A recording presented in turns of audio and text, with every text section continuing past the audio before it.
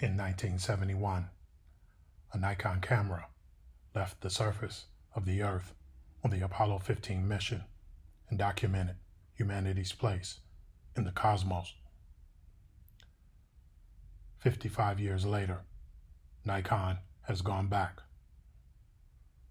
and the story of how they've gone back says something profound, not just about cameras, but about legacy, about trust, and about what it means to be chosen for the hardest work when the stakes are the highest they can possibly be. Welcome. I am AE, and you are listening to a conversation about what happens when proven craftsmanship meets the void of deep space. This is a photography episode, but it's also a legacy episode, because you cannot tell the story of Nikon and NASA without talking about what it means to have a body of work so ironclad, so undeniable, that when human beings are preparing to leave the planet, they reach for your name. This episode is titled "The Camera That Went Back to the Moon."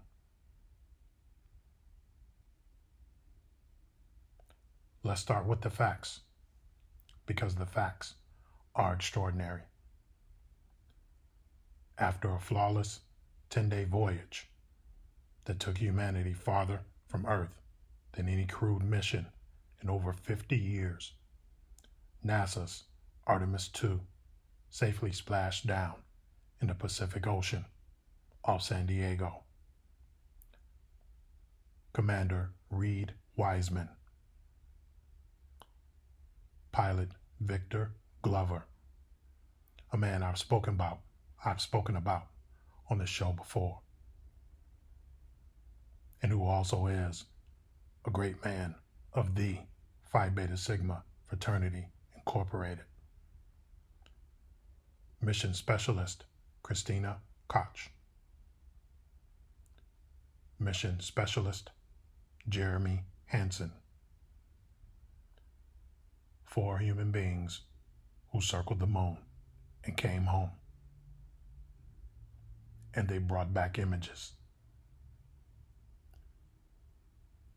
The Artemis II crew relied on Nikon D5 DSLR cameras as their primary handheld cameras, plus a Nikon Z9 that was added at the last minute for deep space radiation testing ahead of future missions. Now sit with that for a moment. The flagship camera of a multi-billion-dollar space program, the primary handheld documentation tool for the first crewed deep space flight since 1972, was a 10-year-old Nikon DSLR. Not the latest mirrorless, not a proprietary NASA-developed system built from scratch. A Nikon D5, released in 2016. A camera that, by the standards of the consumer market, the internet had already declared obsolete. And NASA strapped it to the front of a spacecraft and sent it around the moon. I need you to understand why, because the why is the whole sermon. The Nikon D5 is not the best camera ever made, but it is the perfect tool for the NASA Artemis II mission to the moon. When Nikon released the D5 in 2016, the company said the camera allowed photographers to conquer the dark. Over 10 years later, that is precisely what it has done, literally 230,000 miles from Earth. Here is the technical case. The D5 was and remains Nikon's best high ISO performer, not just for DSLRs, but all Nikon digital cameras ever made. In the vacuum of space, where light behaves nothing like it does on Earth, where you might be shooting in full lunar sunlight on one side of a frame and absolute blackness on the other, that matters enormously. But the technical case is actually secondary. NASA didn't pick the Nikon D5 because it was cheap or trendy. They picked it because it's battle-tested, radiation-hardened, and delivers class-leading high ISO performance that modern mirrorless cameras still cannot match in the extreme conditions of deep space. Battle-tested. That phrase.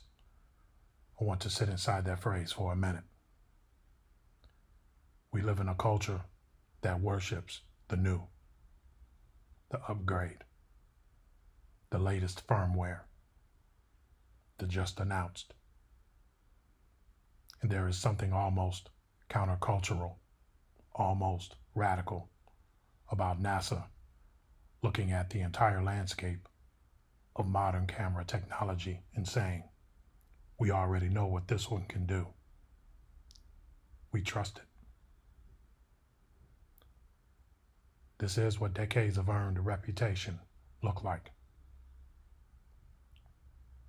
Not marketing, not partnerships. Trust. The kind you can only build by performing correctly, consistently, in conditions that would break lesser tools.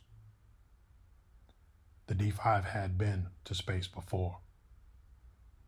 Its bones were known. NASA wasn't guessing. That is legacy in its most functional form. Now, the Z9 was also on that mission, and its presence tells a different but equally important story. Mission Commander Reed Wiseman mentioned in a recent Q&A session that the Nikon Z9 was brought aboard specifically so the crew can study how the deep space radiation environment affects its sensors. This data will help NASA understand the long-term impacts of deep space travel on high-end digital imaging technology. In other words, the Z9 went to school on Artemis II so it could graduate on Artemis III. The Artemis III mission is scheduled to launch in September 2026. The crew's historic expedition will be the first human landing on the lunar surface since 1972, and this mission will also mark the first time a woman will walk on the moon. And the Z9, in its modified space-rated form, will be the primary camera on the surface. The resulting design consists of a modified Nikon Z9 camera and Nikkor lenses, NASA's thermal blanket, which will protect the camera from dust and extreme temperatures, and a custom grip with modified buttons developed by NASA engineers for easier handling by suited crew members wearing thick gloves during a moonwalk. They call it the HULC, the Handheld Universal Lunar Camera. A modified Z9, custom firmware, a NASA-engineered grip designed so that an astronaut in a pressurized suit with thick gloves can still operate the shutter switch between still and video and review images. Thermal blankets designed for the lunar environment. Lenses modified to survive temperature swings that would destroy commercial glass. Nikon didn't just sell NASA a camera. Nikon entered into a formal Space Act agreement with NASA to support the agency's Artemis campaign with Hulk development. They are engineering partners, co-designers of the instrument that will document the first human footprints on the moon in over half a century. And if that isn't enough, since the Apollo 15 mission in 1971, Nikon cameras and lenses have been used in various NASA missions and space shuttle explorations. 55 years, continuous, unbroken. That is not a product relationship. That is a covenant. Amongst every other thing that I've done creatively, I am a photographer, and I want to speak directly to photographers for a moment, and then I want to widen the frame because this story belongs to everyone who creates. When I hold a camera, I am holding a decision made by a human being about what is worth preserving, what deserves a frame, what the world needs to see. The images that come back from the lunar surface of Artemis II, the first photographs of a human being standing on the moon since 1972, will be made through Nikkor glass. They will be captured on a Nikon sensor. They will be the product of a collaboration between NASA engineers and Nikon engineers who spent years asking, what does this camera need to become to be worthy of this moment? And what does that mean for us down here in the studios, in the streets, in the dimly lit rooms where the rest of us do our work? It means simply this: the tools that last are the ones built for truth, not for trend. The D5 wasn't chosen because it had the most Instagram impressions. It was chosen because when the work is real and the stakes are absolute, it does not fail. It does not perform. It simply sees. That is the standard. For every photographer, every writer, every broadcaster, every filmmaker who is listening to this. Are you building something that can be trusted in the dark? Not metaphorically dark. I mean dark. The dark of deep space, where there is no margin for error, no second chance, no customer support line, where the image either exists or it doesn't, where the craft either held or it broke. Build the kind of work that NASA would strap to a spacecraft. Build the kind of reputation that makes people reach for your name when everything is on the line. In a few months, a human being, possibly the first woman in history, will stand on the surface of the moon and raise a camera, a Nikon camera, wrapped in a thermal blanket, modified for the void. held in gloved hands that trained for this moment for years. And somewhere in a frame, maybe in the shadow of a crater rim,